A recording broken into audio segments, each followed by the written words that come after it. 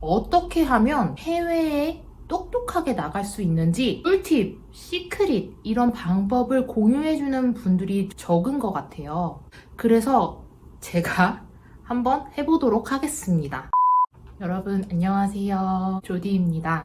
여러분 혹시 해외에 한번 나가보고 싶다라고 생각해 보신 적 있나요? 그런데 대부분 그런 고민들을 하시는 분들은 여건이 안 돼서 혹은 방법이 몰라서 좀 망설이시거나 고민을 많이 하고 계실 거예요.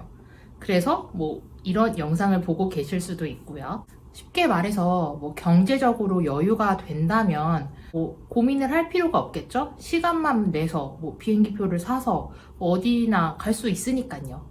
그런데 사실 그럴 수 있는 사람이 얼마나 될까요? 여기서 두 가지 파로 나뉘는 것 같아요.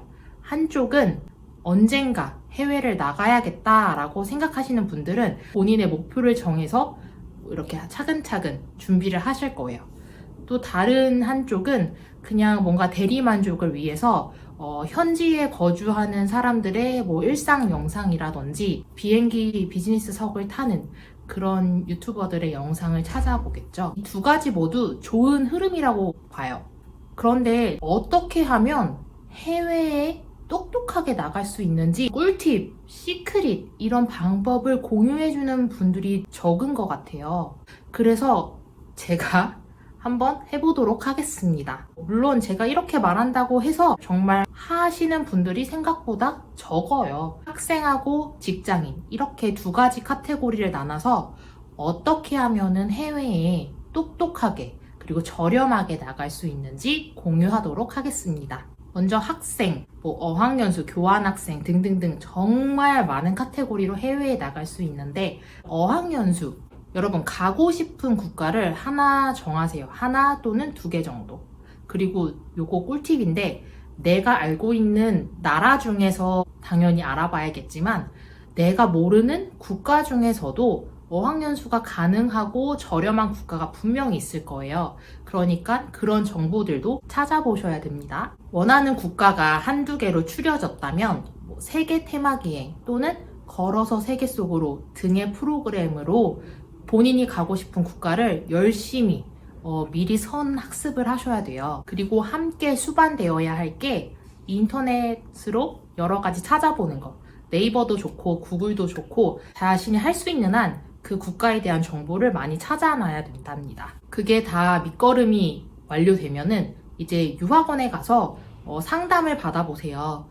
물론 본인이 직접 지원을 할 수 있으시면 영어가 그만큼 좀 출중하시다면은 본인이 직접 지원하셔도 되는데 그게 아니시라면 유학원에 가서 상담을 받으시고 한국인이 적은 나라, 저렴한 영어권 국가, 본인의 입맛에 맞는 걸로 요청을 한 다음에 디테일한 상담을 받아보는 거예요. 여기서 꿀팁인 게 네이버에서 만약에 검색을 하신다면 무료 어학연수, 저렴한 영어권 국가 이런 키워드를 좀 조합을 잘 하신 다음에 검색을 하시면 본인도 모르는 새로운 정보를 얻으실 수도 있고 제가 더 추천드리는 거는 구글에 영어로 Free Language School 또는 Where is cheapest country for English learning 이런 식으로 단어를 배합해서 구글에 검색을 하면 정말 내가 네이버나 다음 한국 포털에서는 찾지 못했던 정보들을 무더기로 볼 수가 있습니다. 그 다음 교환학생.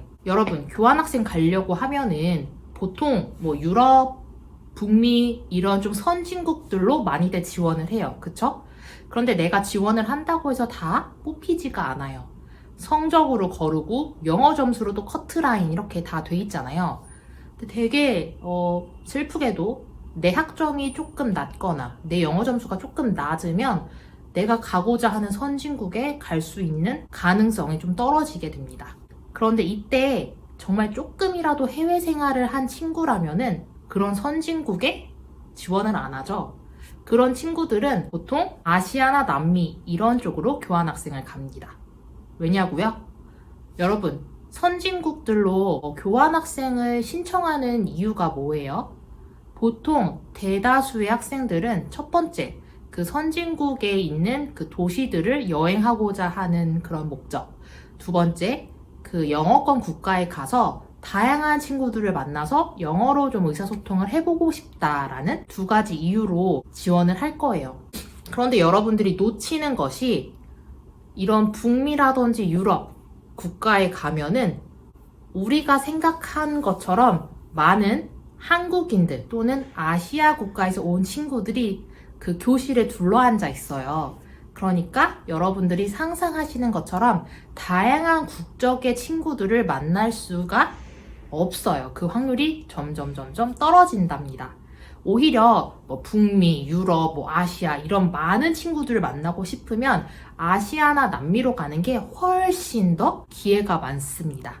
그래서 저는 개인적으로 교환학생을 가시게 되면은 북미라든지 유럽 이런 선진국보다는 아시아, 남미처럼 더 많고 더 재밌는 어떤 체험을 할 수 있고 기회가 있는 곳으로 가시는 걸 추천드립니다. 세 번째, 봉사활동. 여러분, 해외 봉사활동으로도 해외를 나갈 수 있는 기회를 가질 수 있는데 만약에 그 봉사단에 뽑히게 되면은 왕복 항공비를 제공받죠. 항공비도 무료고 또 가서 보람 있는 일도 하고 그리고 봉사 시간이 끝나면 개인적으로 관광을 할 수 있는 시간도 주어지고 뭔가 합리적이고 이성적이고 똑똑하게 해외에 나가서 경험을 할 수 있는 그런 프로그램이에요. 그렇다면 이런 해외 봉사활동은 도대체 어디서 신청할까요? 제가 여기 하단에 유튜브 정보란, 설명란 있죠? 디스크립션 란에다 사이트 몇 개를 기재해 두겠습니다. 청소년 교류 프로그램, 또 대학생 자매 결연 프로그램, 또 사기업, 대기업들에서 CSR 목적으로 운영하는 프로그램 등등 해외로 나갈 수 있는 교류 프로그램들이 정말 많습니다, 여러분. 이것도 아마 대학생분들이 그런 정보 같은 거를 찾으시는 뭐 네이버 카페, 다음 카페에 많이들 그런 공지가 많이 올라올 거예요. 그런 카페에서도 확인하실 수 있는데 정부 주관으로 하는 프로그램도 꽤 많거든요. 그래서 제가 그런 정보를 아래 또 디스크립션 안에 적어줄 테니까 확인하시고 남들보다 똑똑하고 의미 있게 해외에 한번 나가보시길 바랍니다. 그 다음 여행. 여행은 가고 싶은데 예산은 부족하고 그런데 또 로컬들을 만나서 로컬들만 가는 어떤 스팟을 가보고 싶고 좀 그런 마음이 있죠. 그렇다면 카우치 서핑 그리고 호스피탈리티 클럽을 참고하시면 좋겠습니다. 이 카우치 서핑하고 호스피탈리티 클럽은 사이트에 가입된 로컬 멤버들에게 무료로 그들의 공간을 제공받고 같이 여행을 할 수 있는 그런 아주 좋은 여행 사이트입니다. 사실 카우치 서핑은 비영리 기관으로 분류가 되어 있는데요. 여러분들이 원하시면 소정의 금액을 온라인에서 기부도 하실 수 있습니다. 그렇다면 이런 두 가지 카우치 서핑 그리고 호스피탈리티 클럽 위험하진 않을까? 이 사이트들은 이전에 여행자들이 먼저 어떤 멤버를 만나고 그의 공간을 제공받고 그 다음에 코멘트를 남겨요. 이 사람이 되게 좋은 호스트였다. 이 사람이 좀 불편하게 나를 만들었다. 이런 긍정, 부정의 코멘트가 있기 때문에 보통 긍정 코멘트가 있는 호스트들에게 연락을 해보는 게 좋겠죠? 하나 더 팁은 에어비앤비 아시죠? 요거는 현지인들이 공간을 무상으로 대여해주는 게 아니라 돈을 받고 본인의 공간을 빌려주는 거예요. 한창 에어비앤비가 이제 왕성하고 유행할 때 저도 이거를 이용해서 어떤 국가로 여행을 갔었는데 그 호스트하고 너무너무 친해진 거예요. 그래서 친구가 돼버린 거죠. 그래서 다음번에 또 그 국가를 여행하게 됐는데 그 다음에는 그 에어비앤비 호스트가 저한테 돈을 요구하지 않더라고요. 그러니까 이것도 하나의 방법인데 혹시 내가 외국인하고 되게 빨리 친해진다. 좀 사교성이 있는 사람이다 하면은 에어비앤비도 뭔가 호스트들하고 좀 친해진 다음에 여행할 때 한번 도전해보세요, 여러분. 네, 마지막으로 워킹 홀리데이입니다. 만 30세 미만의 대한민국 국적의 청년들한테 협약이 돼 있는 국가로 워킹 홀리데이 비자를 주고 1년 동안 여행도 하고 일도 하고 뭐 어학 공부도 하고 다양한 목적을 이룰 수 있는 그런 비자인데 제가 오늘 얘기해드리고 싶은 건 워킹 홀리데이는 워낙 좀 많이, 워홀은 많이 알려진 거잖아요. 그거 말고 워크 어웨이라는 어떤 단체를 얘기해 드릴 거예요. 이 워크 어웨이는 내가 여행 중에 숙식을 무상으로 받을 수 있는 어떤 그런 여행 단체인데, 그 대신 저는 노동력을 지급해 주는 거예요. 예를 들어서 어떤 집에서 베이비시터가 필요합니다. 일주일 동안 하면은 그 집에 가서 베이비시터 일주일 동안 일을 하고 무상으로 음식을 받을 수 있고 또 거기서 잘 수도 있고, 이런 프로그램을 가지고 있는 여행 사이트인데, 쉽게 말해서 일손이 부족한 곳에 내가 일손을 제공하고 일정량의 수익도 얻고 음식도 얻고 잠자리도 없는 뭐 그런 곳입니다.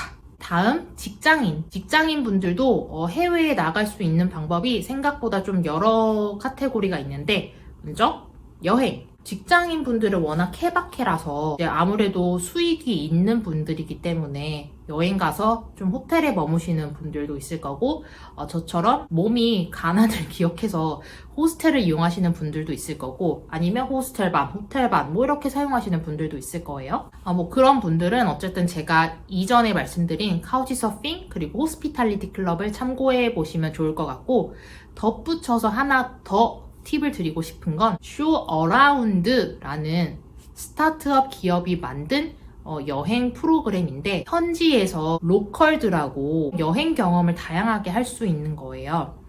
물론 무상으로 진행하는 프로그램도 있지만 1시간에 뭐 $10에서 $15, 굉장히 저렴하죠. 이렇게 지급한 다음에 같이 여행을 하는 거예요. 독일에 가서 맥주 페스티벌을 가는데 그거 끝나고 현지인만 아는 뭐 맥주바를 현지인하고 같이 가는 거예요. 그게 1시간에 $10,000. 뭐 이런 식으로 우리가 생각하지도 못한 그런 거. 파리에 가서 그 센느강 앞에 있는 굉장히 유명한 서점 있잖아요. 그 서점에 갔다가 현지인만 아는 뭐 북카페를 쭉 같이 도는 뭐 이런 특별한 여행 루트를 가이드가 아니라 현지인이 해주는 거예요. 가이드가 한다면 사실 조금 수수료도 있고 전문 가이드니까 조금 비용이 비싸지만, 현지 로컬들, 그냥 일반인들이 친구처럼 해주는 거니까 가격도 조금 저렴하고 오히려 조금 더 편하게 여행을 할 수 있는 그런 프로그램입니다. 한번 여러분 검색해보세요. 쇼 어라운드. 두 번째, 해외 취업. 직장인 분들 중에 해외로 이직을 할까, 해외 취업을 할까 이렇게 고민하시는 분들이 있을 텐데, 해외 취업을 하면 해외에 정말 떳떳하게 나갈 수 있는 명분이 생기죠. 그런데 그런 분들 중에 고민을 하시는 게 영어 실력일 거예요. 나 영어를 못하는데, 또는 나 영어 실력 그렇게 안 좋은데 해외 취업할 수 있을까? 네, 가능합니다, 여러분. 그 대신 레벨을 3가지로 나누면, 영어를 내가 좀 못한다 하신다면 현지에 위치한 인바운드 CS 뭐 이런 거에서 일을 하실 수가 있어요. 그러니까 쉽게 말해서 싱가포르에 위치한 어떤 콜센터인데 한국인 커스터머를 전용으로 담당하는 CS 매니저, 이런 포지션에 지원할 수가 있어요. 왜냐하면 주로 사용하는 언어가 한국어고, 또 주로 내가 핸들링하는 고객이 바로 코리안이기 때문에 한국어를 많이 하겠죠. 그러니까 해외 취업은 굳이 영어를 못해도 가능하다는 겁니다. 그럼 이 중간 단계에는 뭐가 있을까요? CS를 제가 예를 들었으니까 CS 포지션이긴 한데 B2C, B2B를 같이 다루는 그런 포지션이라면 영어도 좀 잘해야 되고 한국어도 좀 구사를 해야겠죠. 그리고 최종적으로 영어를 정말 잘해야 되는 레벨은 현지에서 현지인들한테 영업을 하는 그런 직군들, 세일즈 직군들, 또는 프로덕트 매니저, 또는 마케팅 등등 그런 직군이라면 영어를 그래도 웬만큼 하셔야 된답니다. 물론 영어의 기준을 어디에 두냐에 따라서 좀 달라질 거예요. 제 기준이 여긴데 누군가의 기준이 여기라면 나는 요만큼만 잘하면 진짜 잘하는 건데, 다른 사람들은 요만큼 잘해야지 잘한다고 생각할 수도 있잖아요. 그쵸? 근데 중요한 건 내가 하고 싶은 말을 정확하게 전달할 수 있고, 또 파트너, 상대방이 하는 말을 내가 정확하게 들을 수 있고, 만약에 뭐 몇 번, 한두 번 정도 못 들었어요. 그럴 때 내가 다시 한번 물어서 그걸 다시 캐치할 수 있다. 이 정도면 웬만큼 하는 레벨이라고 저는 생각해요. 그리고 우리가 그러니까 유치원부터 영어를 배우지 않았다면 또는 어렸을 때 해외에서 공부를 해보지 않은 사람이라면 영어를 한국어처럼 잘할 수는 없다고 생각하거든요, 저는. 아무튼 여러분, 해외 취업은 영어도 중요하지만 사실 운이 더 중요해요. 그러니까 만약에 해외 취업이 돼서 해외에 나가면 좋겠지만 만약에 안 돼도 기죽을 필요도 없고요. 사실 해외에서 일을 하면 아무리 워라밸이 좋아도 일은 일이니까 한국에서 일하는 그런 스트레스 해외에서도 느끼긴 느껴요. 근데 그게 조금 덜 하다는 거죠. 해외 취업 구직 사이트에는 다양한 여러 가지 사이트가 있는데 뭐 월드잡 이거는 우리나라 정부기관에서 운영하는 거고 또 뭐 글래스도어, 링크드인, 인디드 등등이 있습니다. 제가 해외 취업 구직 사이트도 여기 아래 디스크립션 란에 기재해 두겠습니다. 특히 네덜란드 이민과 취업에 대해서 관심 있으신 분들은 여기 위에 카드를 클릭하시면 조금 더 상세한 정보를 확인하실 수 있습니다. 마지막으로 한 달 살기. 요즘에 한 달 살기를 위해서 해외여행을 좀 길게 가시는 분들이 많아요. 그런데 한 달 살기를 하려고 하면은 비용을 넉넉하게 가지고 가야 되잖아요. 그래서 만약에 직장인 분들이시라면은 현지에서 여행을 하면서 같이 일을 하는 거예요. 즉, 디지털 노마드가 돼서 한 달 살기를 하는 방법이 있습니다. 뭐 여러 가지 방법이 있는데 제가 제일 추천드리고 싶은 건 번역이에요. 여러분들이 어느 정도 뭐 하실 수 있는 외국어가 있다면 노트북 하나만 있으면 번역을 하실 수가 있으니까 저도 사실 한 달에 2회 정도 해외에서 일을 받은 다음에 영상 번역을 하고 있어요.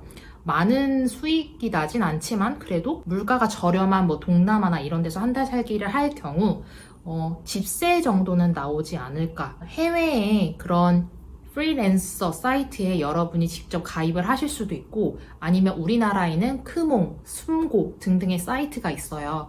여기에 본인의 프로필을 올려서 일감을 받으실 수 있으니까 그런 사이트들도 제가 아래에 기재해 두겠습니다. 오늘은 해외로 나갈 수 있는 똑똑한 방법들에 대해서 이야기 나눠봤는데 도움이 되길 바라고요. 혹시 제가 앞으로 어떤 주제를 다뤄주면 좋겠다라고 의견이 있으신 분들은 댓글로 남겨주시면 감사하겠습니다. 그럼 여러분 다음에 또 만나요. 빵이다.